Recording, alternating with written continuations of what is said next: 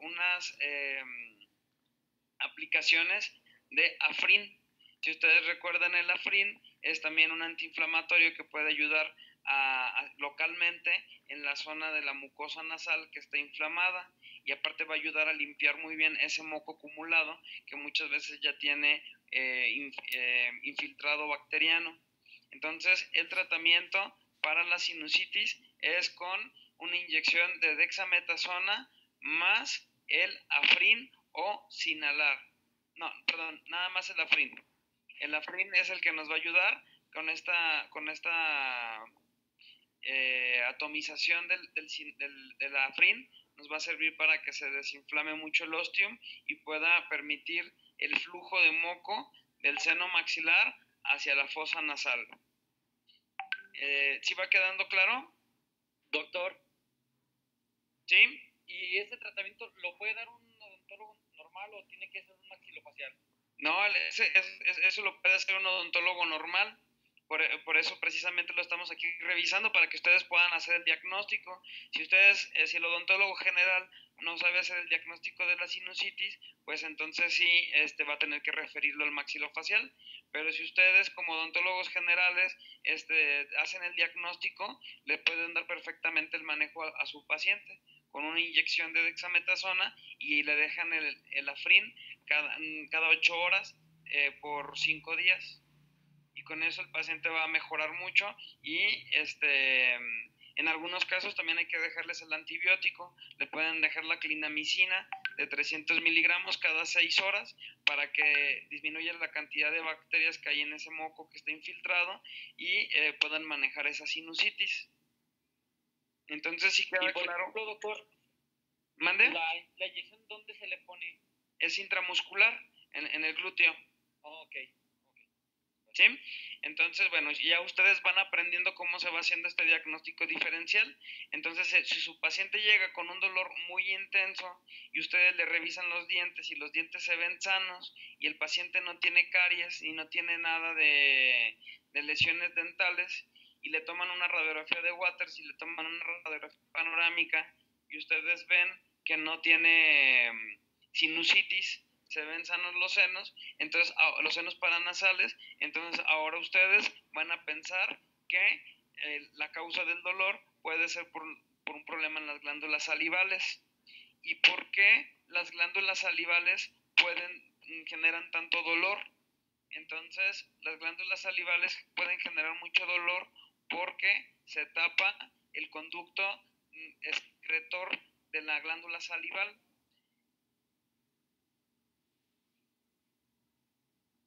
Entonces, se puede tapar este conducto excretor y puede generar un dolor muy intenso, porque la glándula salival a veces tiene muchos minerales. Entonces, estos minerales se pueden ir acumulando en estos conductos salivales y pueden formar una piedra.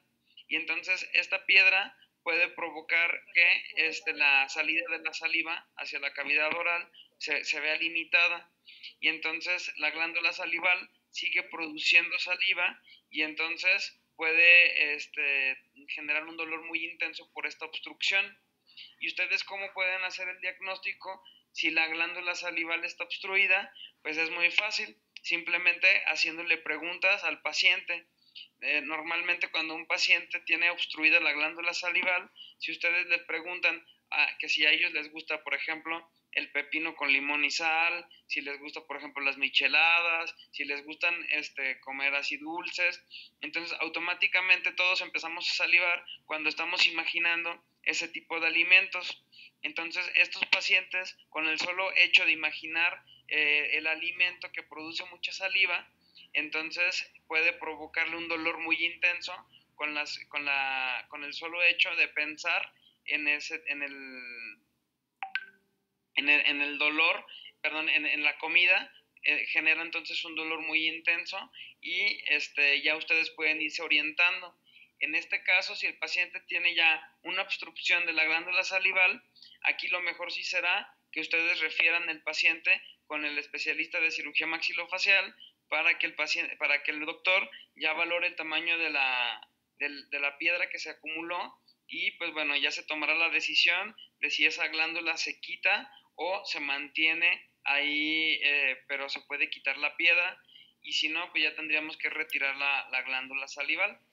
Casi siempre la que da más problema, pues es la glándula parótida. Entonces, si la piedra es una piedra muy grande, lo más probable es que tengamos que quitar la glándula completa. Entonces, esa es otra de las causas que puede provocar un dolor de tipo nociceptivo en la región orofacial con un dolor de escala de EVA arriba de 7. Ahora, si ustedes tienen un paciente que ya lo revisaron muy bien y no tiene problemas dentales, no tiene problemas de sinusitis, ya lo revisaron y no tiene problemas en las glándulas salivales, entonces ahora la probable causa de dolor puede ser una disfunción en la articulación temporomandibular. No sé si ustedes ya hayan estudiado un poco de la articulación temporomandibular. ¿Si han estudiado algo de la articulación temporomandibular? Sí, doctor, Sí, doctor. Ok. Bueno, entonces si ustedes recuerdan cómo está conformada la articulación, pues sabemos muy bien que es una articulación formada por dos huesos, un hueso del cráneo y un hueso de la mandíbula. La parte del cráneo que forma la articulación temporomandibular, sabemos que es el hueso temporal, con su parte la cavidad glenoidea, y la porción mandibular que conforma parte de la articulación temporomandibular es el cóndilo de la mandíbula.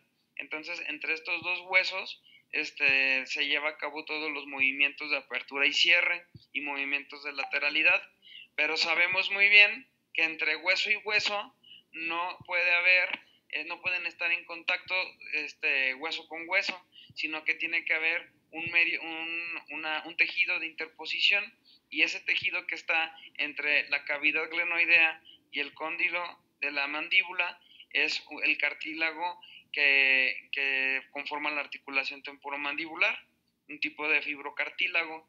Entonces, este cartílago es muy importante porque amortigua las fuerzas de la masticación, y sabemos muy bien que los cartílagos no tienen nervios ni tampoco tienen vasos sanguíneos, y entonces ese cartílago está diseñado para estar ahí en la zona de la articulación bajo mucha compresión.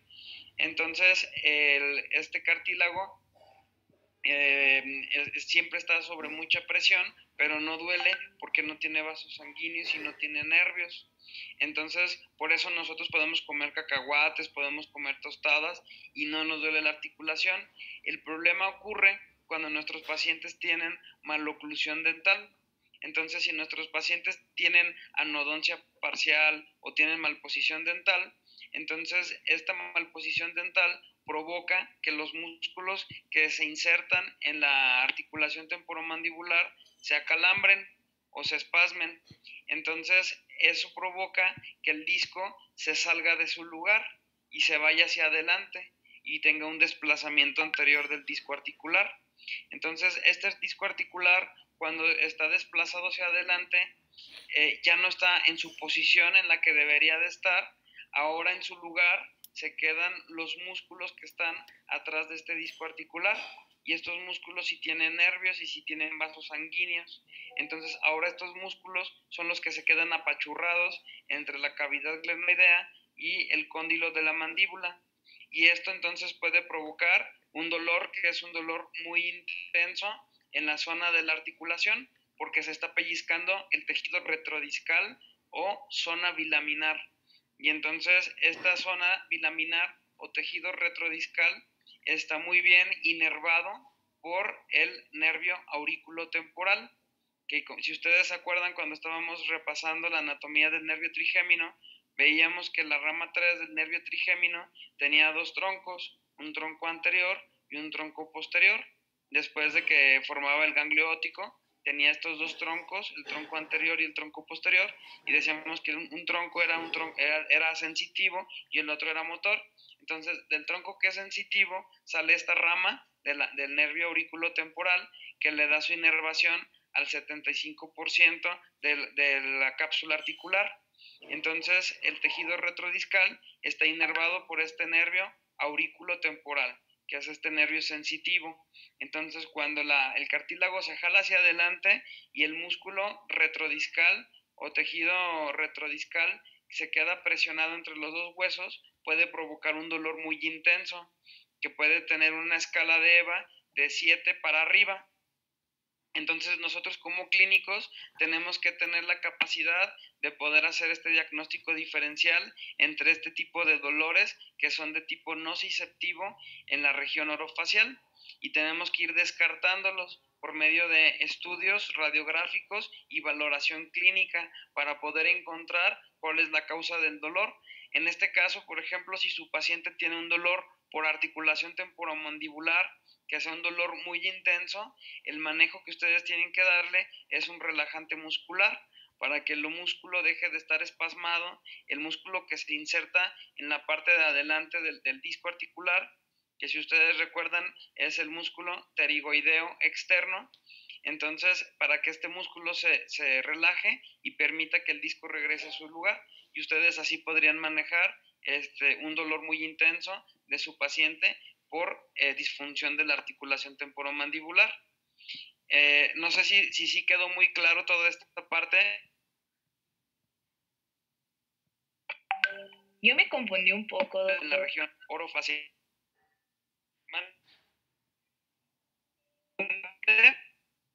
No. Que yo me confundí con este dolor de la TM.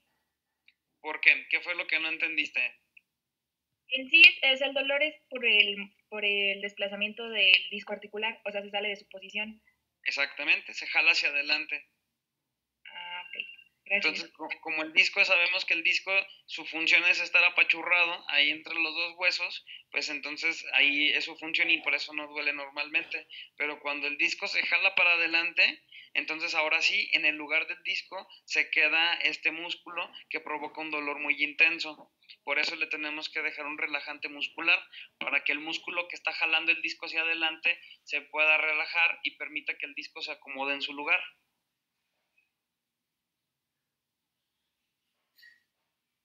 ¿Sí quedó claro? Sí, ya, doctor, gracias. Ok, bueno, entonces ustedes tienen que aprender a reconocer este tipo de dolores para que puedan hacer un diagnóstico diferencial y puedan tratarlo de forma adecuada. Siempre los medicamentos de base para manejo de dolor orofacial de tipo nociceptivo van a ser relajantes musculares, van a ser analgésicos antiinflamatorios no esteroideos y van a ser también antiinflamatorios esteroideos que nos van a ayudar bastante a controlar este tipo de dolor. Y ahora sabemos que existe también el dolor que es de tipo neuropático. El dolor de tipo neuropático, ya sabemos que nosotros no conocemos la causa. O sea que llegó nuestro paciente con un dolor facial súper intenso. Y entonces ustedes ya le revisaron los dientes y todos los dientes están sanos. Ustedes ya revisaron el seno maxilar y el seno maxilar también está sano. Ya le hicieron las preguntas específicas para valorar las glándulas salivales y las glándulas salivales también están sanas. Y ahora ustedes también ya revisaron la articulación temporomandibular, ya le dejaron relajantes musculares y el paciente sigue con mucho dolor y además la oclusión o su mordida del paciente está estable. Entonces ustedes ya se agotaron todas las probables causas de dolor orofacial intenso de tipo nociceptivo. Entonces ahora ustedes van a tener que pensar que la causa del dolor de su paciente no es entonces ninguna de estas y van a tener que pensar en que la probable causa del dolor es por un dolor de tipo neuropático. Entonces, ¿cuáles son las causas del dolor de tipo neuropático? Entonces existen existen 4 tipos de neuralgias. La primera es la neuralgia trigeminal postherpética. Esta neuralgia del trigémino es que su principal característica es una infección por el virus del herpes. Hay veces que el virus tiene mucha afinidad por cierto tipo de nervios o por cierto tipo de pares craneales. Entonces, si el paciente se infecta de herpes, el herpes se va a reproducir dentro de las neuronas y van a provocar una situación de mucho dolor porque se altera la transmisión del impulso eléctrico. ¿Ustedes cómo van a saber si su paciente tiene una neuralgia trigeminal posherpética? Es muy fácil, porque la neuralgia posherpética produce una situación que se llaman dermatomos. Entonces, todo el recorrido, toda la zona de inervación del nervio se va a inflamar y se va a poner roja.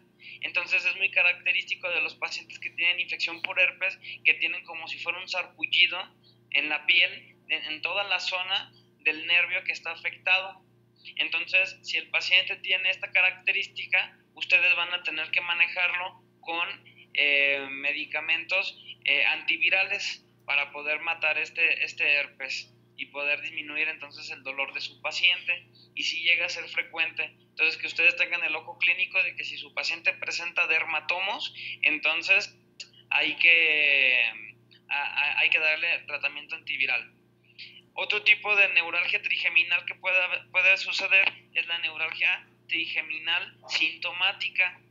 Esta neuralgia del trigémino, que produce un dolor facial muy intenso, se produce porque, si ustedes se acuerdan muy bien el recorrido endocraneal del nervio trigémino, saben que el nervio, después de que termina su recorrido endocraneal, va a salir por agujeros que se encuentran en la base del cráneo.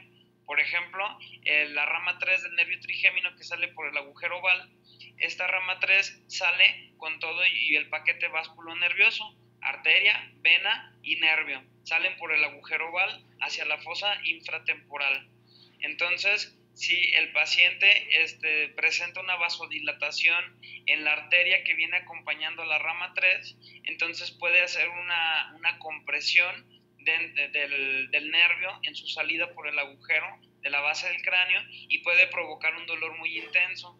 Este tipo de dolores faciales solamente los puede manejar el neurocirujano, porque tiene que hacer una cirugía de la base del cráneo para poder descomprimir el nervio, y esto es territorio o esto es área totalmente del neurocirujano.